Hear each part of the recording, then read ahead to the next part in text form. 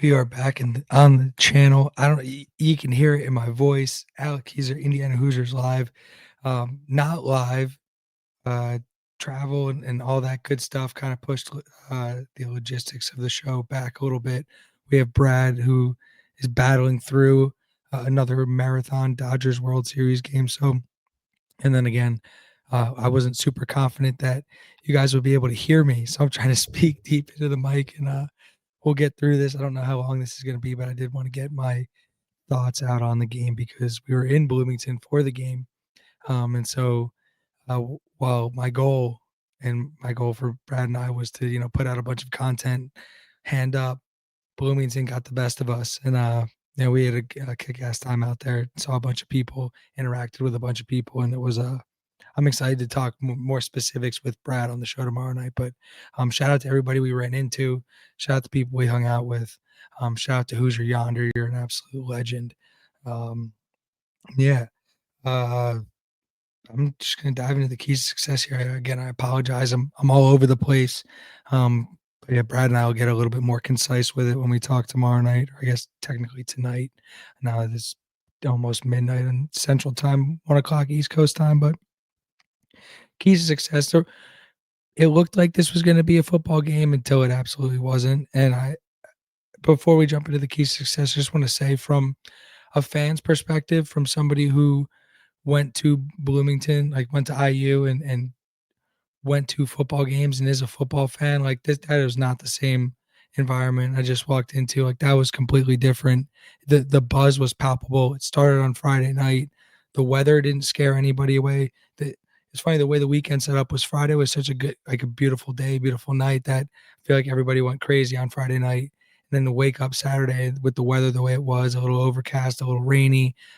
It felt like the morning started to get like tick a little bit to get going, but once 9 o'clock, 9:30 rolled around, once the walk happened, like, yeah, there was a real palpable buzz in the area. Just it was as good of a day as I've ever spent in Bloomington, Indiana. Like, and people might call me crazy, but I'll compare that Saturday I just had to any Little Five Saturday I spent there, and just the buzz and the amount of people. Like, what happens when you put 50,000 people in Bloomington, Indiana, and then you supercharge that with the way this football team is playing. It's like for someone who hasn't been back since 2021, oh my God, like I'm so jealous of the students who get 4 years of this, and just the people who are in the area who are able to go see this team play in person every week, because it's a treat. It really is. And if you're somebody who's been on the fence or hasn't made the trip back out or has been hesitant, allow me to ease some of that anxiety or reduce some of that hesitation. Like, get back out there.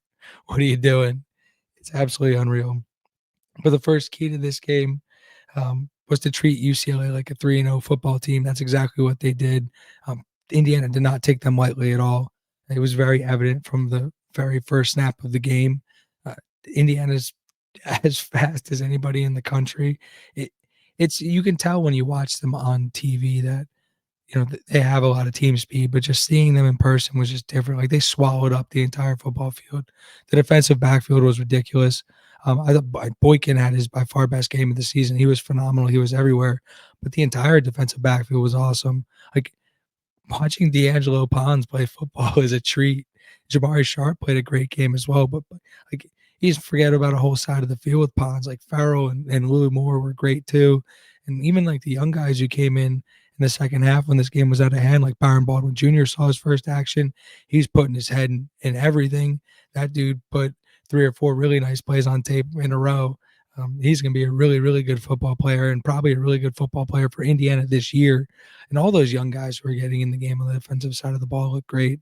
The second team offense looked great too, but they didn't take UCLA lightly, and it showed in the final score. The second key was to contain Nico, and yeah, they they did a good job of containing Nico. There was a stat that the Daily Hoosier put out today that Nico dropped back 34 times and he was pressured 32. They lived in his lap the entire game. Tucker was a monster. Daly was an absolute beast. Daly on both sides of the ball. He was the one responsible for hitting Nico on the Aiden Fisher interception, and then you saw the way they use him in the jumbo package listening to the daily presser this week was pretty eye opening because the kid played running back. He's not afraid to run downhill and smash somebody. So, yeah, this team's impressive. But yeah, Nico wasn't doing much at all. He didn't do much with his arm. He was able to get loose a little bit in the second half, but even then, like there wasn't even no like Aiden Childs 50-yard run at the end of a half type of deal. Like it, UCLA had nothing to offer in this game. Key number 3 was stay alert on special teams. We saw that very, very early in the game. I think UCLA's second possession of the game, they tried to run the fake punt. Indiana was all over it.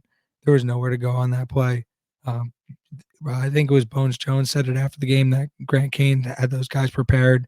They were ready for it. They were looking for a fake coming from somewhere. I mean, you look at the way UCLA was stealing possessions in these last couple games. It was fake punts. There was a fake field goal. I think there was an onside kick. Indiana was going to be ready for that. That's when you're looking for an upset, especially on the road. That's an ingredient. You need to steal possessions, and that just Indiana was ready for it. They're like no fake punt opportunities, no fake field goal opportunities. Like they're you couldn't even try and steal one with an onside kick or even attempt one. Like it just wasn't even there in this game for them. And then on the flip side, the Brendan Frankie injury on the opening kick was tough. Sig said he'd be questionable for this week in his presser today, so we'll see what happens.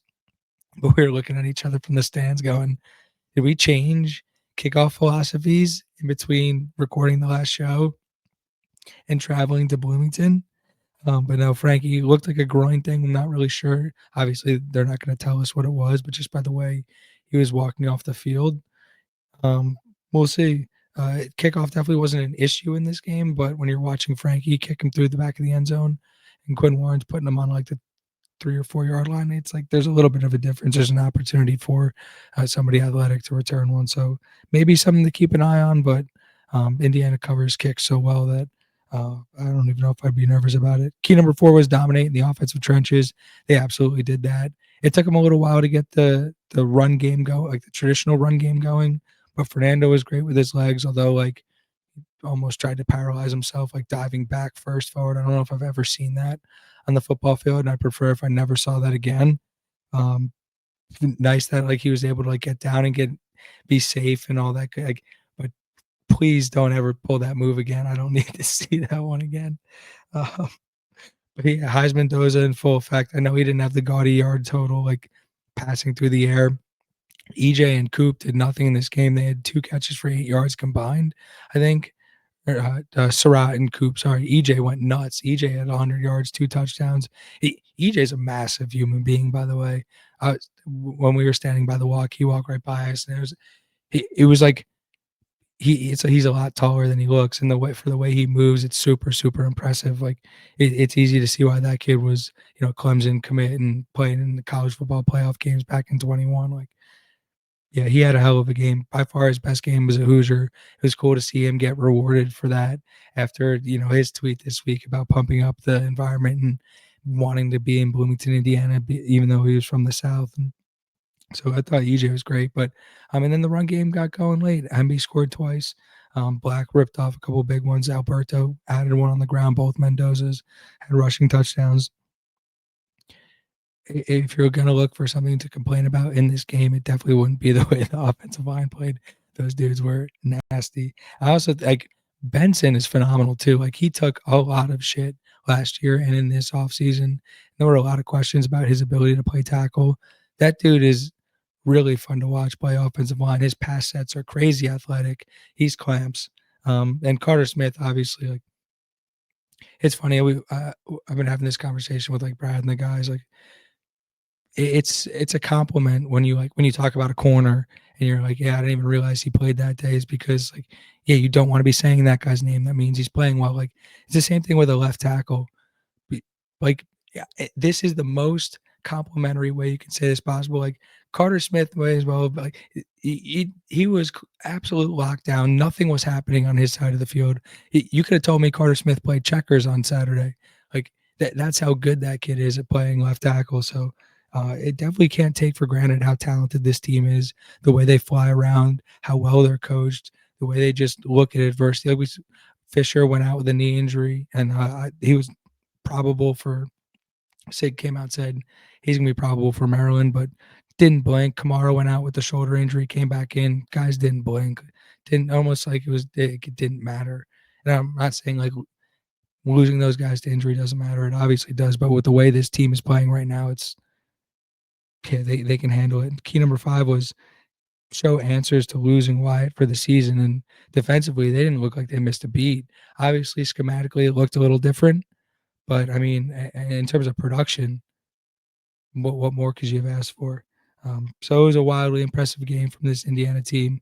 They are as fun to watch in person as they are on TV, maybe even more fun. It's as an India, if you're an Indiana football fan, like you just have to like it almost doesn't seem real. It really almost doesn't seem real. I almost thought I had to sneeze there, like going back and forth. But yeah, that's it for me tonight. Brad and I'll be back, I guess, later today to give a little bit more of a detailed recap, and then we'll flip the page quickly and face forward to Maryland, who Signetti made sound like the '85 Chicago Bears today, which and as they should, playing a team at home with a good defense and a young quarterback. And yeah, that'll be a matchup that Indiana will be more than prepared for, and Brad and I'll be prepared to break it down tomorrow night. And hopefully my voice is back and I don't have to eat the microphone when like, you guys see me again. But I appreciate you guys for hanging out. Thank you for everybody who saw us in Bloomington, for interacting, for just being along for the ride, and just what a football team, folks. What a football team. I'll see you guys later today.